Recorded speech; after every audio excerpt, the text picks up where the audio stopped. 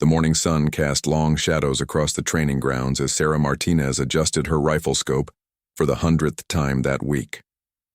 Her hands, steady despite the pressure building around her, moved with practiced precision. But today felt different. Today she could sense the instructors watching her more closely than usual, their whispered conversations growing more frequent whenever she passed by. At 24, Sarah had already broken barriers in the military that most women could only dream of reaching. She had graduated top of her class in basic training, excelled in advanced combat courses, and earned respect from her male counterparts through sheer determination and skill. When the opportunity arose to apply for sniper school, she didn't hesitate. This was her chance to prove that gender meant nothing when it came to precision, patience, and deadly accuracy. The sniper program was legendary for its difficulty. Out of every 100 applicants, only 10 would make it through the grueling 6-month course. The physical demands were crushing, the mental pressure unbearable, and the technical requirements pushed even the most skilled marksmen to their limits.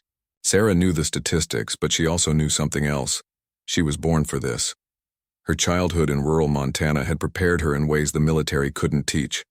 Her father, a former Marine turned hunting guide, had put a rifle in her hands when she was 8 years old.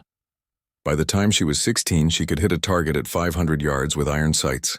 Local hunting competitions became too easy, so she started entering long-range shooting contests across the state. She won most of them. But sniper school was different. Here, it wasn't just about hitting targets. It was about becoming invisible, reading wind patterns, calculating bullet drop over impossible distances, and maintaining absolute focus for hours without moving.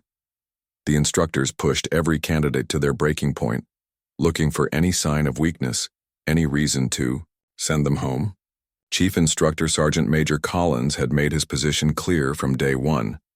He was old-school military, with 30 years of service and strong opinions about women in combat roles. During the initial briefing, his eyes had lingered on Sarah longer than the others, and his expression left no doubt about his feelings regarding her presence in his program. "This ain't about being politically correct," he had announced to the class of 43 candidates. "This is about life and death. Out there, your spotter depends on you. Your unit depends on you. There's no room for weakness, no room for doubt, and no room for social experiments." Sarah had felt every pair of eyes in the room turn toward her. She kept her expression neutral, her back straight and her focus forward. She had dealt with skeptics before. She would prove herself the same way she always had, through performance. The first month had been brutal. Physical training at dawn, followed by classroom instruction on ballistics, weather reading, and tactical planning. Afternoons were spent on the range, learning to work with different rifle systems and understanding the complex mathematics that governed long-range shooting. Evenings brought fieldcraft training, learning to move unseen, build hides, and remain motionless for extended periods. Sarah excelled in every area. Her shooting scores were consistently among the top 3 in the class. Her understanding of ballistics impressed even the most experienced instructors. Her ability to remain hidden during field exercises earned grudging respect from her peers, but somehow it never seemed to be enough. While other candidates received feedback and encouragement, Sarah faced constant criticism. Her shooting position was analyzed and reanalyzed. Her equipment was inspected more thoroughly. Her performance was questioned even when she outperformed her classmates. The message was clear. She had to be twice as good to be considered half as capable. The psychological pressure was immense. Several of her fellow candidates had already washed out, unable to handle the constant stress and criticism. Those who remained had formed tight bonds, supporting each other through the difficult moments.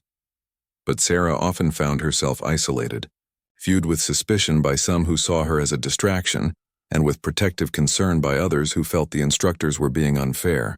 Marcus Thompson, a former Army Ranger from Texas, had become her closest ally in the program.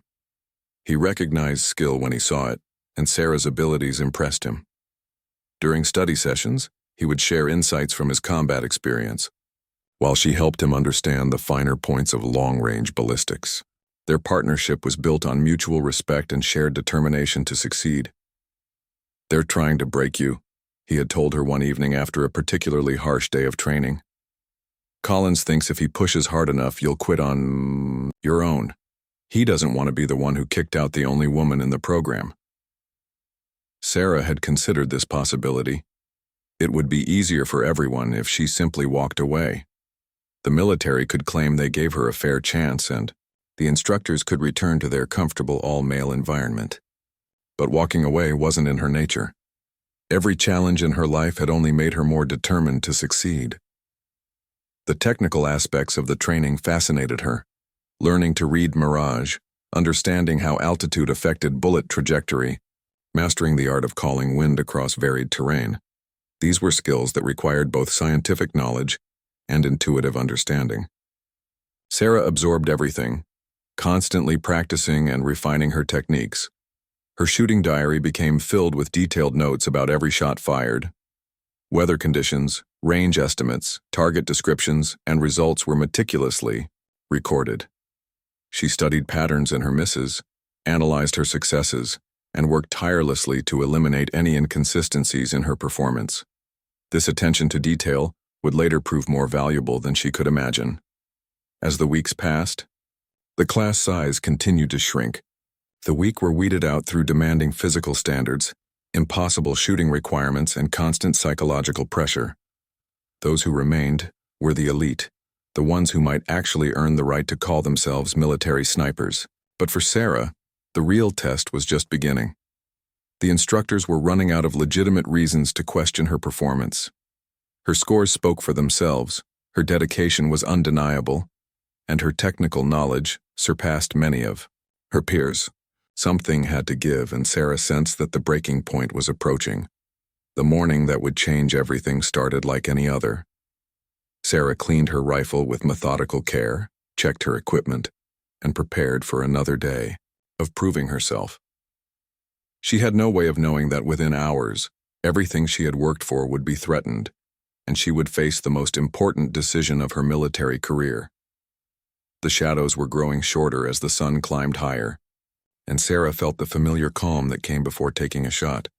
Today she would need that calm more than ever. The confrontation came during week 10 of the program, on a Tuesday that started with unexpected rainfall. Sarah had just finished a flawless performance during the morning shooting exercise, placing 5 consecutive shots within a 2-inch group at 800 yards despite challenging wind conditions. The other candidates had struggled with the weather, but Sarah's experience reading Montana's unpredictable conditions had given her a significant advantage. She was cleaning her rifle in the equipment bay when Chief Instructor Collins approached, flanked by 2 other senior instructors. The atmosphere in the room immediately changed. Conversation stopped, and the remaining candidates sensed trouble brewing. Sarah continued her methodical cleaning routine, though every nerve in her body was alert. "Martinez," Collins said, his voice carrying the authority of 3 decades in uniform. "We need to talk. My office. Now." Sarah secured her rifle and followed the instructors across the compound. The walk felt longer than usual, and she noticed how other candidates watched through windows and doorways. Word traveled fast in the close-knit training environment, and everyone would know within minutes that something significant was happening. Collins' office was sparse and intimidating, decorated only with military commendations, unit photographs, and a collection of precision rifles from his career. He sat behind his desk while the other instructors positioned themselves near the door. The arrangement was clearly designed to make her feel cornered and outnumbered. "Sit down, Martinez," Collins ordered, though his tone was calmer than she had expected. Sarah took the offered chair, maintaining her military bearing despite the tension filling the room. She had rehearsed this moment in her mind dozens of times, preparing for the confrontation she knew was inevitable. Whatever came next, she would face it with dignity and professionalism. "Your performance has been noted throughout this program," Collins began, shuffling through a thick file folder that Sarah assumed contained her training records. "Your shooting scores are among the highest we've recorded. Your technical knowledge is impressive. Your physical fitness meets every standard we've established." Sarah waited, Knowing that praise from Collins was typically followed by significant criticism, she had learned to read the patterns in his behavior, and this conversation was following a familiar script. However, Collins continued, meeting her eyes directly, there are concerns about your suitability for this program that go beyond test scores and fitness reports. Master Sergeant Rodriguez, one of the flanking instructors, stepped forward with his own folder. We've received reports about your conduct during training exercises, multiple instances where you've failed to follow direct orders, questioned instructor decisions, and demonstrated a lack of team cohesion. Sarah's jaw tightened, but she maintained her composure. The accusations were carefully crafted to be difficult to disprove. Military discipline was subjective, and instructor reports carried enormous weight in determining a candidate's fate. Additionally, Collins added, several of your fellow candidates have expressed concerns about your ability to function effectively in high-pressure combat situations. They question whether you can be trusted to perform when lives are on the line. The accusation hit Sarah like a physical blow. She knew it was false. Her relationships with most candidates were professional and respectful. Marcus Thompson and several others had specifically praised her reliability and skill, but she also understood that in the military's hierarchical structure, perception often mattered more than truth. Sir, I respectfully dispute those characterizations, Sarah replied, keeping her voice steady. I have consistently followed all orders, met every performance standard, and maintained professional relationships with my fellow candidates. If specific incidents are being cited, I request the opportunity to address them individually. Collins leaned back in his chair, studying her response. The issue isn't any single incident, Martinez. It's a pattern of behavior that suggests you're not a good fit for this program. Sniper teams require absolute trust and cohesion. Any doubt about reliability becomes a liability that we cannot accept. Sarah realized this wasn't really about her performance or behavior. This was about finding a justification for a decision that had already been made. Collins and his staff had determined that she didn't belong in their program, and they were constructing a narrative to support that conclusion. We're prepared to offer you a transfer to another specialty training program, Rodriguez interjected. Your skills would be valuable in other areas of military service.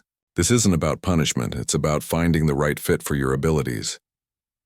The offer was designed to seem reasonable and face-saving. Sarah could walk away with her dignity intact, pursue a different military career path, and avoid the stigma of being formally dismissed from sniper school. Many candidates in similar situations would have accepted the compromise gratefully, but Sarah wasn't most candidates. She had not endured 10 weeks of systematic discrimination and excessive scrutiny to surrender when victory was within reach. The program was scheduled to conclude in 8 more weeks, and she knew her performance spoke for itself despite the artificial barriers placed in her path. Sir, I decline the transfer offer, Sarah stated clearly. I believe I have earned the right to complete this program based on my demonstrated performance. If there are specific deficiencies in my training, I am prepared to address them through additional instruction or remedial work. The room fell silent.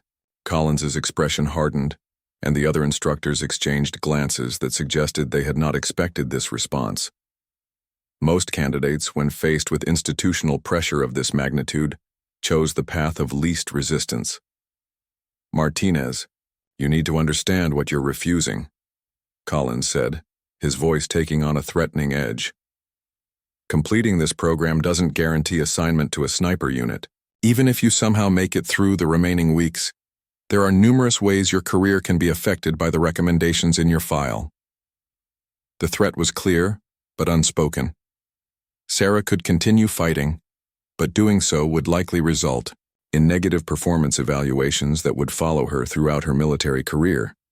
The instructors held enormous power over her future, and they were making it clear that challenging their authority would have consequences extending far beyond sniper school. Sarah considered her options carefully. She could accept the transfer and pursue other opportunities within the military. Her skills were genuinely valuable, and she could build a successful career in numerous specialties. The safe path was obvious and reasonable, but she also thought about every woman who might follow in her footsteps. If she walked away now, it would reinforce the belief that women couldn't handle the pressure of elite military training. Future female candidates would face even higher barriers, and the military would point to her withdrawal as evidence that integration of these programs was problematic. "Sir, I understand the implications of my decision," Sarah replied. "I am requesting permission to complete the program I was selected for based on my qualifications. I believe my performance has demonstrated that I meet every standard required for graduation." Collins stood up abruptly, his chair scraping against the floor. "Martinez, let me be completely clear with you. This program is designed to produce elite military snipers who can operate effectively in the most dangerous environments our country faces. It is not designed to make political statements or advance social agendas. The standards exist for a reason," he continued, pacing behind his desk. "When a sniper team is deployed, there's no room for experimentation or accommodation. Lives depend on absolute reliability and performance under extreme stress. If we have any doubt about a candidate's ability to meet those requirements, it is our responsibility to remove them from the program." Sarah understood that Collins genuinely believed what he was saying. In his mind, he was protecting the integrity of an elite program and safeguarding the lives of soldiers who would depend on sniper support in combat. His concerns weren't entirely unreasonable, even if his methods were discriminatory. "Sir, I share your commitment to maintaining the highest standards," Sarah responded. "That's exactly why I believe my performance should be evaluated based on demonstrated ability rather than preconceived assumptions. Give me the opportunity to prove myself through the remaining training, and let the results speak for themselves." The standoff was complete. Sarah had made her position clear, and Collins had outlined the institutional resistance she faced.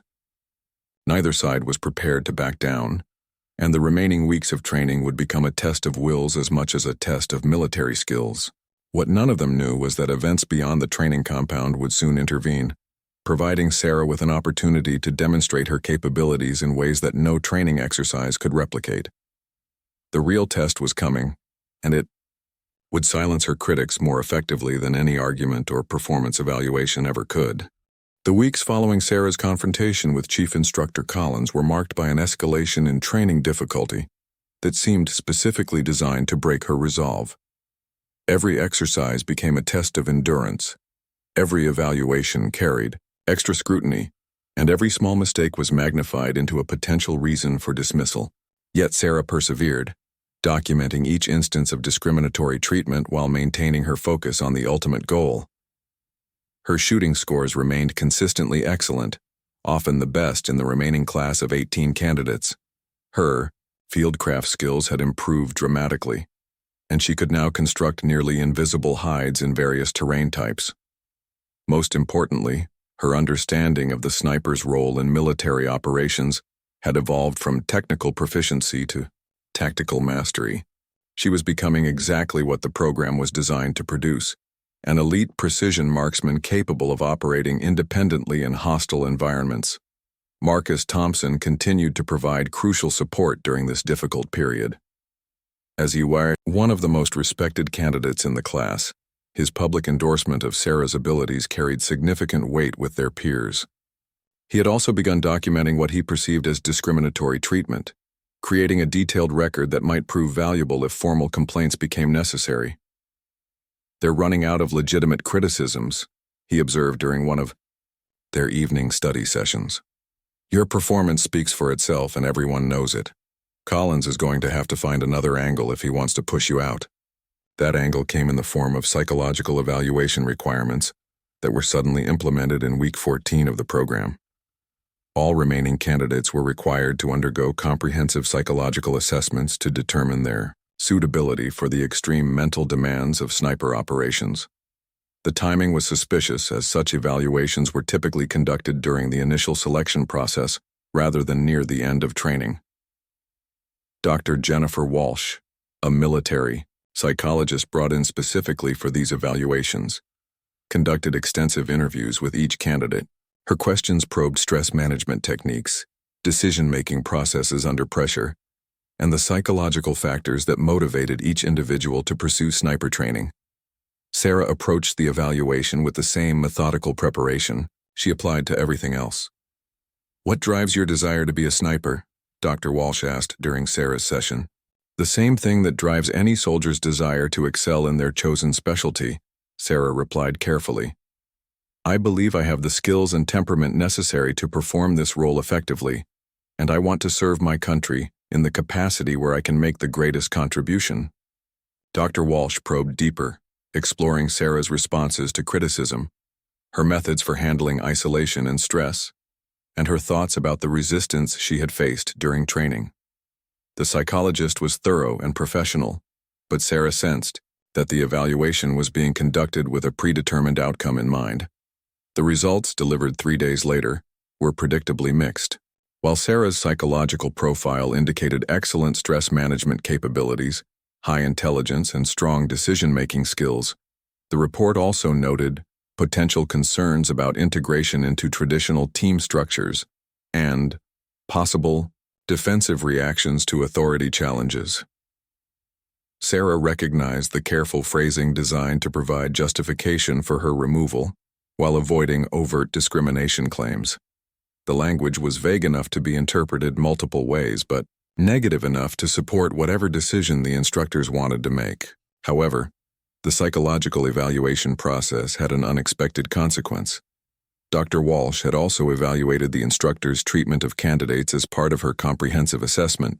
Her report, submitted to program leadership, documented significant inconsistencies in how different candidates were being evaluated and treated. While she couldn't make direct accusations of discrimination, her findings raised serious questions about the fairness and consistency of the training program. Word of Dr. Walsh's concerns reached higher levels of military leadership, creating pressure for more objective evaluation of candidate performance. Colonel James Patterson, the commanding officer overseeing sniper training programs across the region, decided to conduct his own assessment of the situation. Patterson was a combat veteran with extensive experience in special operations. He had worked with military snipers throughout his career and understood both the technical requirements and the cultural challenges associated with these elite programs. His reputation for fairness and objectivity made him an ideal evaluator for the contentious situation that had developed. His visit to the training facility was announced only 24 hours in advance, preventing the instructors from significantly altering their normal procedures. Patterson observed live training exercises, reviewed candidate files, and conducted private interviews with both instructors and candidates. His presence created an atmosphere of nervous tension that affected everyone at the facility. During the live-fire exercise Patterson observed, Sarah was assigned one of the most challenging shooting scenarios the program offered. The target was positioned at 200 yards across varied terrain with shifting wind conditions. Most candidates required multiple attempts to achieve acceptable accuracy at such distances under these conditions. Sarah approached the exercise with her usual methodical preparation. She studied the terrain through her scope, observed wind indicators across the entire distance to the target, and calculated the complex ballistics required for an accurate shot. The mathematics involved multiple variables including elevation, changes, air density, and the Coriolis effect at such extreme range. Her first shot missed the target by inches, a result that would have been acceptable for most candidates but which Sarah knew was below her own standards. She made a slight adjustment to her wind calculation and fired again. The second shot struck the target dead center, followed by 4 more shots that grouped within a 3-inch circle. Patterson observed the entire exercise without comment, but Sarah noticed he paid particular attention to her systematic approach and professional demeanor under pressure. After the exercise concluded, he spent several minutes examining her shooting data and questioning the instructors about their evaluation criteria. That evening, Patterson conducted individual interviews with each remaining candidate. When Sarah's turn came, she entered his temporary office with the same calm professionalism she had maintained throughout the program, despite knowing that this conversation might determine her fate. "Candidate Martinez," Patterson began, "I've reviewed your complete training record and observed your performance today. I want to hear your assessment of your own progress through this program." Sarah had prepared for this moment, but she decided to speak honestly rather than provide the safe answers she thought Patterson wanted to hear. "Sir, I believe I have demonstrated the technical skills, physical fitness, and mental discipline required to be an effective military sniper. I also believe I have faced additional challenges during this training that were not based on legitimate performance concerns. Patterson nodded, his expression neutral. Those are serious allegations. Are you prepared to provide specific examples? Sarah detailed the inconsistent evaluation standards, the accusations about team integration that were never substantiated, and the pattern of excessive scrutiny she had endured. She presented her documentation methodically, allowing the facts to speak for themselves rather than making emotional appeals. What do you believe is the source of these additional challenges? Patterson asked. Sir, I believe some members of the training staff have preconceived notions about women in combat roles that have affected their professional judgment. I don't think this is intentional discrimination, but rather deeply held beliefs about military effectiveness that are influencing how my performance is evaluated. Patterson spent the next hour reviewing specific incidents from Sarah's training record. He compared her treatment to that of other candidates, examined the justifications provided for various evaluations, and analyzed the pattern of decisions that had led to her confrontation with Chief Instructor Collins. The interview concluded without Patterson revealing his conclusions, but Sarah sensed that her honesty had been the right approach. She had presented her case professionally and, factually, without attacking the instructors personally or claiming victimization. The evidence would have to speak for itself. 2 days later, Patterson announced his decision to the entire training staff and remaining candidates.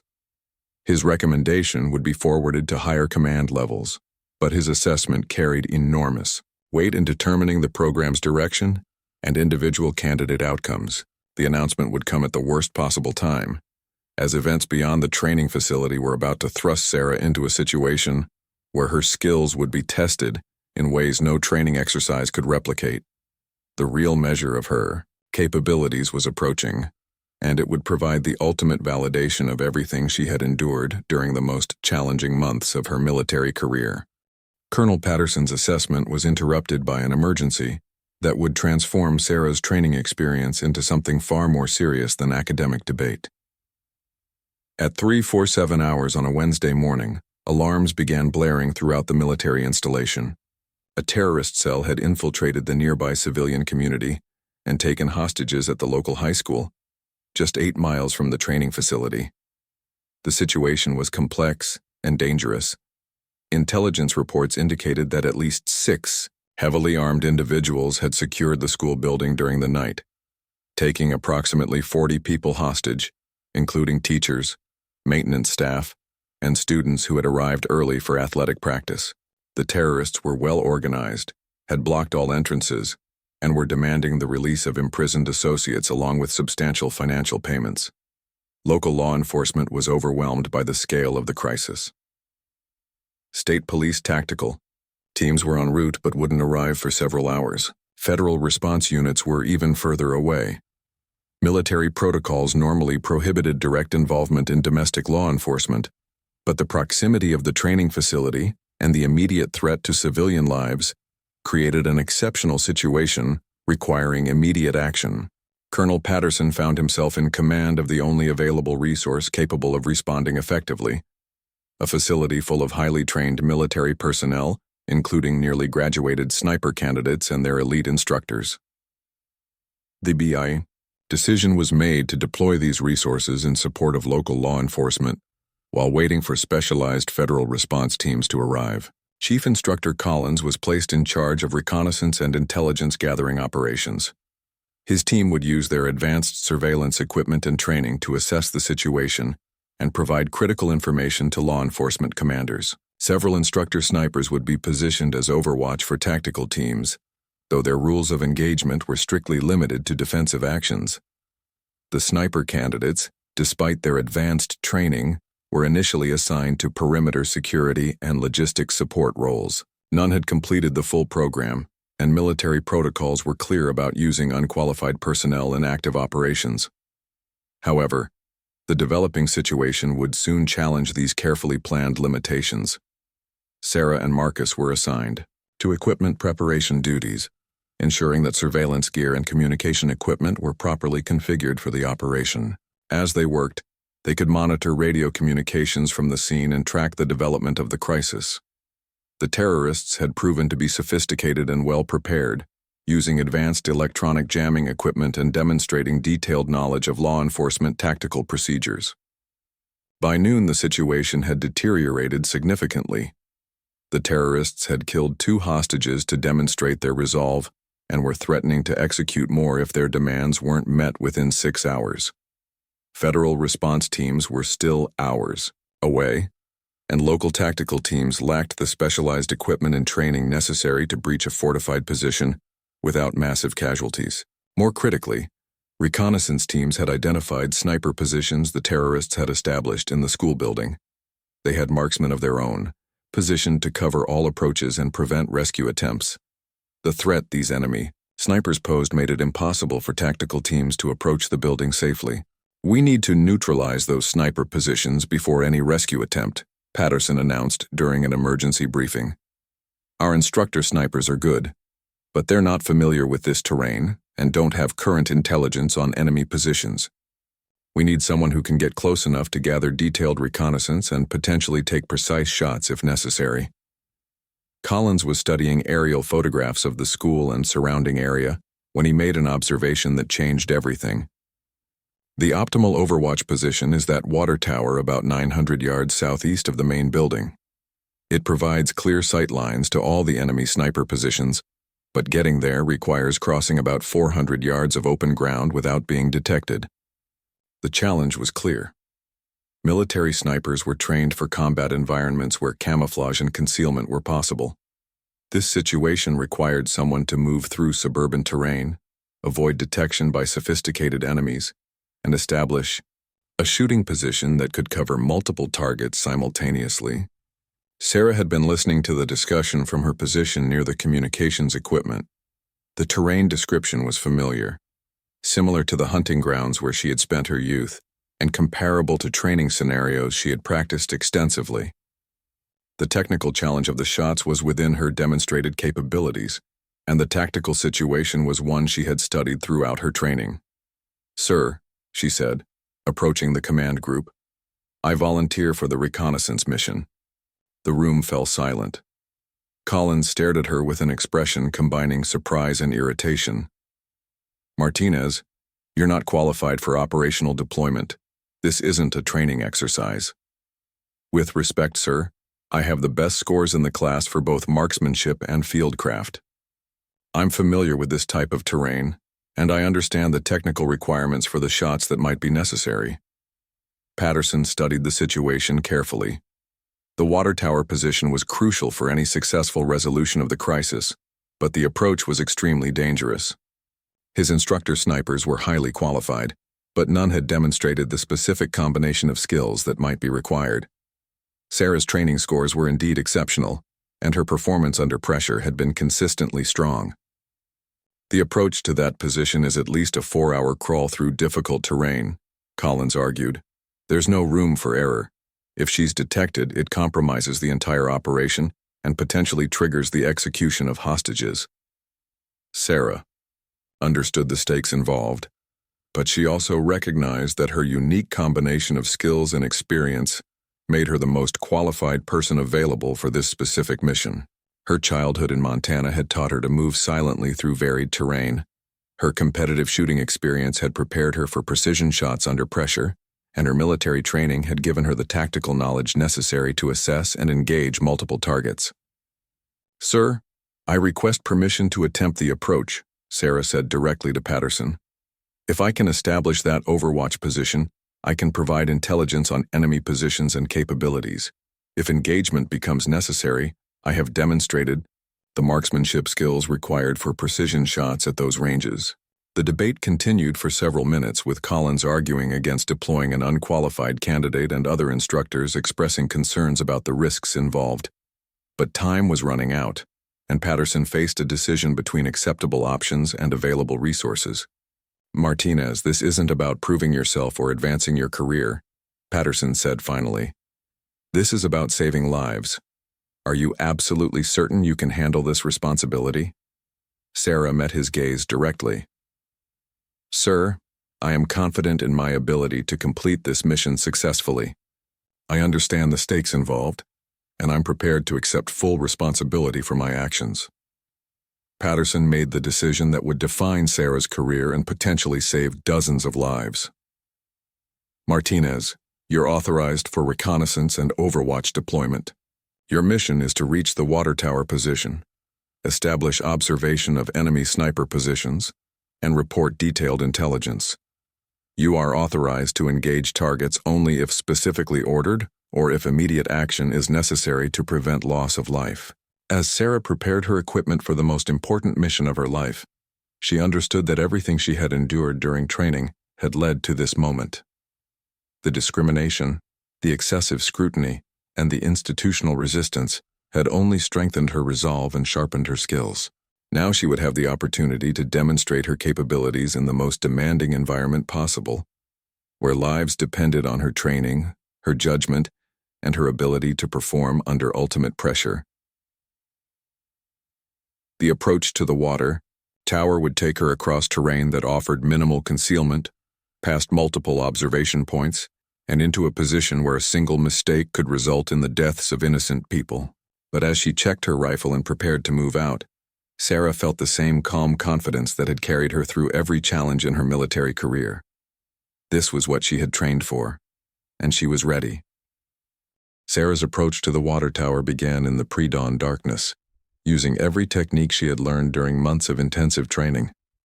Her ghillie suit was carefully adapted for the suburban environment, incorporating elements that would help her blend with the varied terrain she needed to cross. Her rifle, a precision instrument she had come to know as intimately as her own heartbeat, was configured for the specific distances and conditions she would face. The route to the water tower required her to cross through residential backyards, commercial parking lots, and a small wooded area that provided the only significant concealment during the approach. Intelligence reports indicated that the terrorists had established observation posts and were using sophisticated surveillance equipment, making detection a constant threat. Moving at a pace that would have seemed impossibly slow to most observers, Sarah covered the first 100 yards in 90 minutes. Every movement was calculated to minimize noise and visual signature. She paused frequently to observe potential threats and study the terrain ahead. The methodical pace was mentally exhausting, requiring absolute concentration while managing the psychological pressure of knowing that dozens of lives depended on her success. The most dangerous section of the approach was a 200-yard stretch across relatively open ground behind a shopping center. Sarah had studied aerial photographs and identified a drainage ditch that provided minimal concealment, but reaching it required crossing 20 yards of completely exposed pavement. She waited until a low cloud bank temporarily obscured the moon, then moved with practiced efficiency across the open area. By 800 hours, she had reached the base of the water tower. The final approach required climbing the maintenance ladder while remaining concealed from multiple observation angles. Sarah secured her rifle across her back and began the careful ascent, testing each rung before committing her full weight, and constantly checking for observers who might detect her movement. The platform at the top of the water tower provided an excellent overwatch position with clear sight lines to the school building and surrounding area. Sarah established her shooting position with methodical precision, configuring her rifle rest and range-finding equipment, while maintaining visual concealment behind the tower's structural elements. Her first priority was gathering intelligence on enemy positions and capabilities. Through her high-powered scope, she could identify multiple sniper positions within the school building. The terrorists had chosen their locations well, covering all potential approach routes and creating overlapping fields of fire that would make any rescue attempt extremely dangerous. "Overwatch 1 to command," Sarah reported through her communications headset. "I have established observation position, counting at least 4 enemy sniper positions, with excellent coverage of all ground approaches to the building, requesting permission to provide detailed position reports." For the next hour, Sarah systematically cataloged enemy positions, weapons, and movement patterns. Her reports provided tactical commanders with the detailed intelligence necessary to plan rescue operations. She identified weak points in the terrorist defensive arrangements and potential approach routes, that might allow tactical teams to reach the building safely.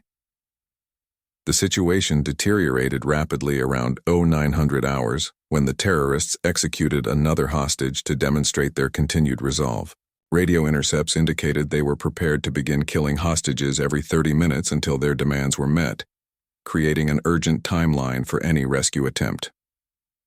Overwatch 1. This is command. Patterson's voice crackled through Sarah's headset. Federal tactical teams are still 2 hours out.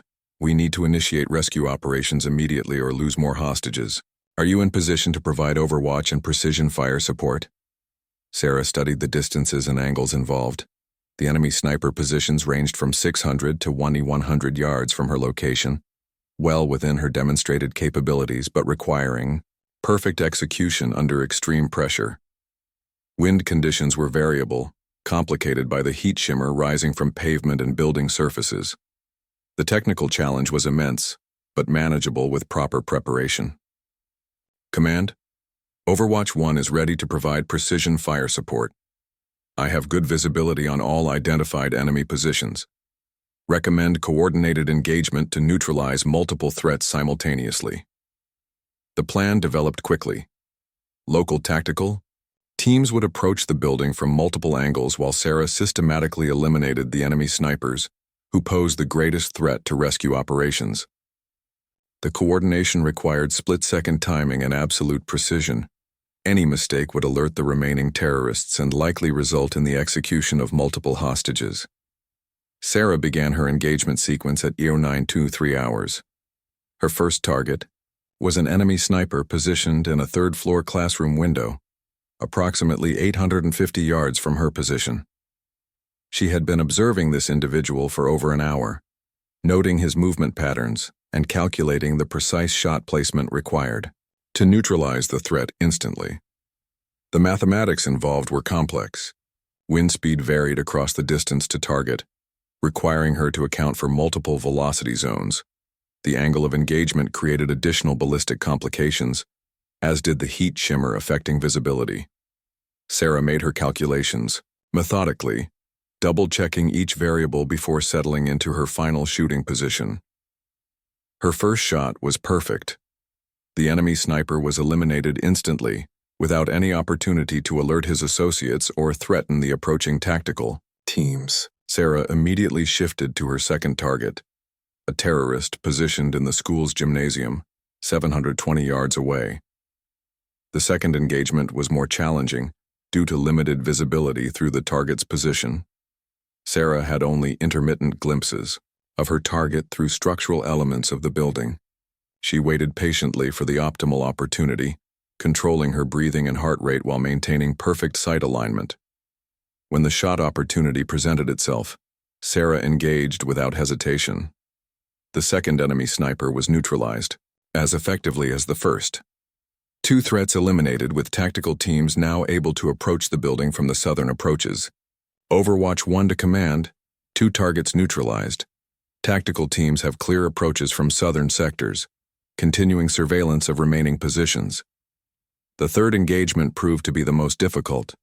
The enemy sniper was positioned behind reinforced windows that provided excellent protection while limiting Sarah's target area to a space barely larger than a softball.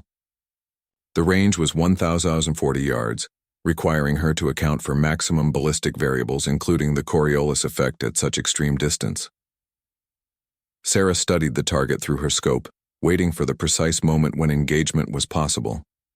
The terrorist moved occasionally behind his protective position, providing brief opportunities for accurate shot placement. She would have only one chance. A miss would alert the remaining enemies and compromise the entire rescue operation. T-Chow. Shot required every skill she had developed throughout her training and earlier life. Sarah controlled her breathing, timed her shot between heartbeats, and applied the precise trigger pressure that had become automatic through thousands of practice rounds. The bullet traveled for almost 3 seconds before finding its target, with devastating accuracy. 3 enemy snipers neutralized in less than 6 minutes. Tactical teams were now able to approach the building from multiple directions without facing accurate enemy fire. The advantage had shifted decisively toward the rescue forces, But Sarah's mission was far from complete. Command, Overwatch 1. 3 sniper positions neutralized. I have movement in the main building indicating terrorists are responding to loss of their Overwatch capability. Recommend immediate tactical team deployment while they're disorganized. The final phase of the rescue operation unfolded rapidly. Tactical teams breached the building from multiple entry points, while Sarah provided Overwatch and intelligence updates on terrorist movements within the structure. Her elevated position allowed her to observe areas that ground-based teams couldn't see, providing crucial information about enemy positions and hostage locations. During the building clearance, Sarah identified an additional threat that ground teams couldn't detect: a terrorist with an explosive device positioned near a group of hostages in the main hallway. The individual was using hostages as human shields while attempting to detonate what appeared to be a significant explosive. Charge. Command, Overwatch 1. I have eyes on a bomber in the main hallway, grid reference Charlie 7. He's shielded by hostages, but I have a possible shot angle. Requesting permission to engage. The decision had to be made instantly. If the explosive device detonated, it would kill dozens of hostages. But the shot Sarah was proposing was extraordinarily difficult. A precise headshot at over 900 yards through a narrow window opening, with innocent civilians positioned dangerously close to the target. Overwatch 1, you are authorized to engage. Take the shot. This was the moment that would define Sarah's entire career. Every criticism she had faced, every doubt about her capabilities, every institutional barrier that had been placed in her path, all would be answered by her performance in the next few seconds. Sarah settled into her shooting position with absolute calm. The technical challenge was beyond anything covered in training scenarios, requiring precision that pushed the boundaries of human capability. She calculated wind drift, bullet drop, and target movement while accounting for the psychological pressure of knowing that dozens of lives hung in the balance. The shot was perfect. The terrorist was eliminated instantly, without any opportunity to trigger the explosive device. Hostages in the immediate area were unharmed, and tactical teams were able to secure the area and neutralize the remaining threats within minutes. Overwatch 1 to command. Bomber neutralized. Explosive device secured. Hostage area is clear for tactical team operations. The entire rescue operation concluded successfully 45 minutes later. All remaining hostages were rescued safely. The terrorist cell was completely eliminated, and the crisis was resolved without additional civilian casualties. Sarah's precision shooting had been the decisive factor in the operation's success, providing the tactical advantage necessary for ground teams to complete their mission. As she prepared to descend from the water tower, Sarah reflected on the events of the morning. She had fired 4 shots, eliminated 4 targets at ranges exceeding 700 yards, and performed under pressure that exceeded any training scenario she had experienced. Her capabilities had been tested at the highest possible level, and she had proven equal to every challenge. The radioed commendations were already beginning as she made her way back to the command post. But Sarah knew that the real validation would come from the response of those who had questioned her qualifications and suitability for sniper training. The performance spoke for itself more effectively than any argument or evaluation ever could. The aftermath of the hostage rescue operation created a media sensation that extended far beyond the military community. Sarah's performance had been documented by multiple agencies, and the technical excellence of her shooting under extreme pressure became the subject of detailed analysis by military experts worldwide. 4 confirmed kills at ranges exceeding 700 yards, executed under life or death conditions, represented marksmanship of the highest caliber. When Sarah returned to the command post, she was met by a scene that had transformed completely from the morning's crisis atmosphere. Federal response teams had arrived and were conducting detailed debriefings with all personnel involved in the operation. Media representatives were being held at a distance, but their presence indicated that news of the successful resolution was already spreading.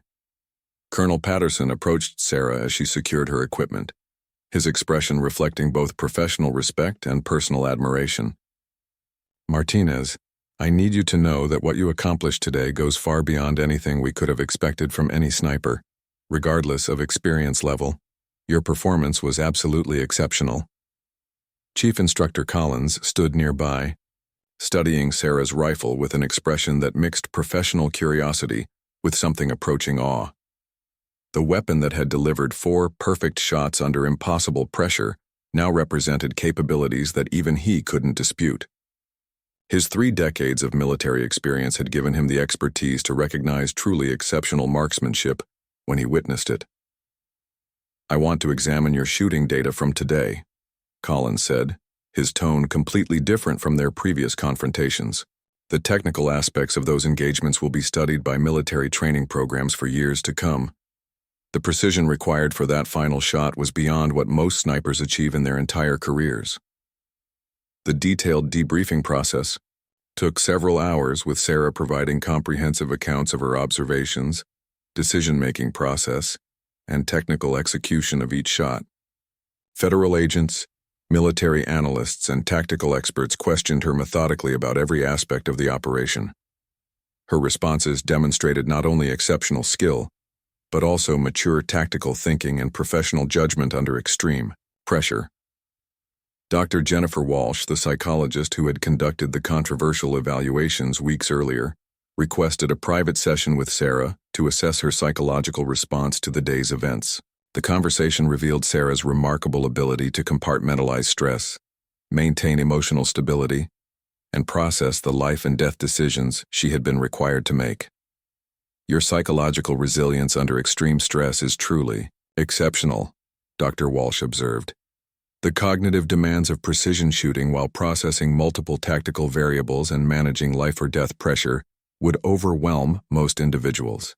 Your performance today demonstrates psychological capabilities that exceed our normal assessment standards."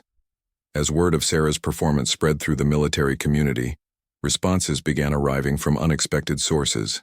General Rebecca Morrison, the highest-ranking female officer in the military and a longtime advocate for expanded combat roles for women, personally called to congratulate Sarah on her performance and discuss the broader implications for military policy. "What you accomplished today will change conversations that have been ongoing for decades," General Morrison explained. "You've provided undeniable proof that gender has no bearing on the ability to perform in the most demanding military roles. Your performance will influence policy decisions and training programs throughout the military." The media attention was intense but carefully managed by military public affairs personnel.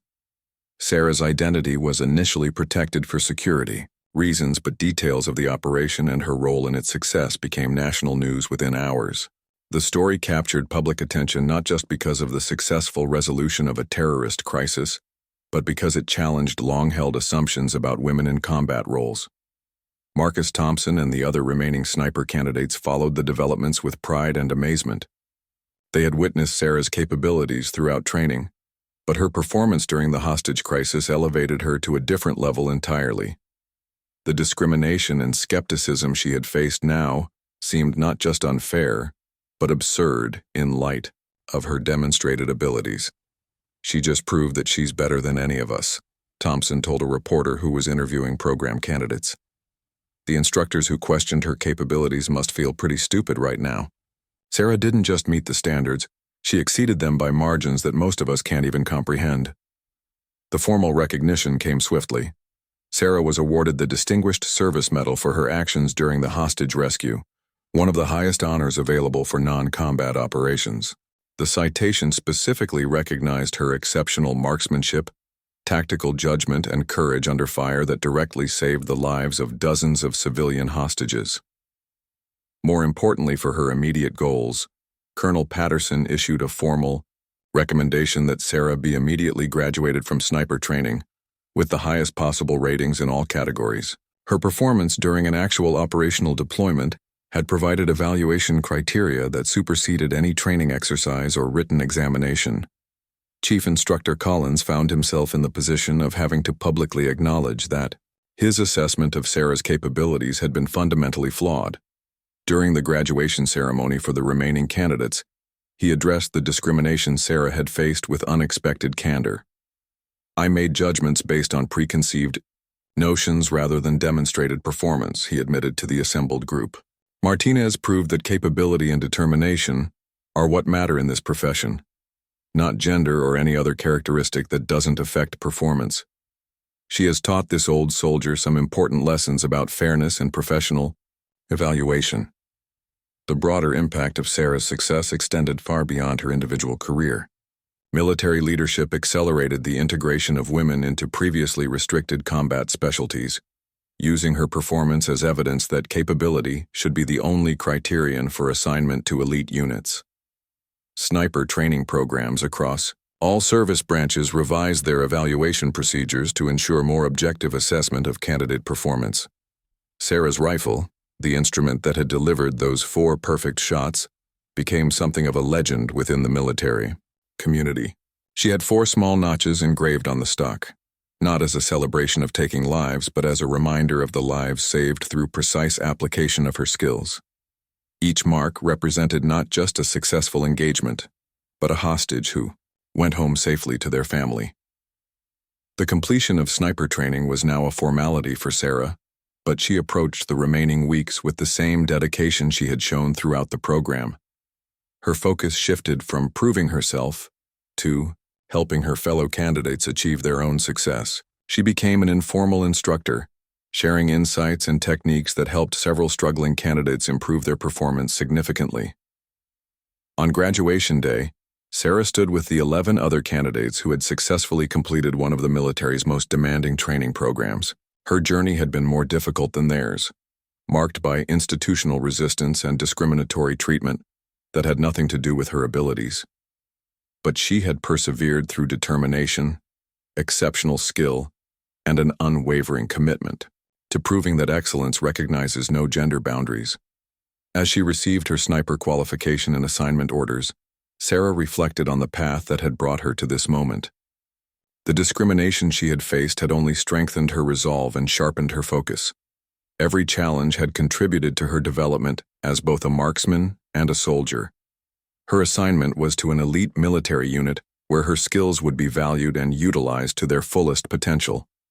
She would serve alongside the finest soldiers in the military, earning their respect through performance rather than having to prove herself worthy of acceptance. The 4 notches on her rifle stock would serve as a permanent reminder of the day. She silenced every critic and proved that capability, not gender, determines success in military service.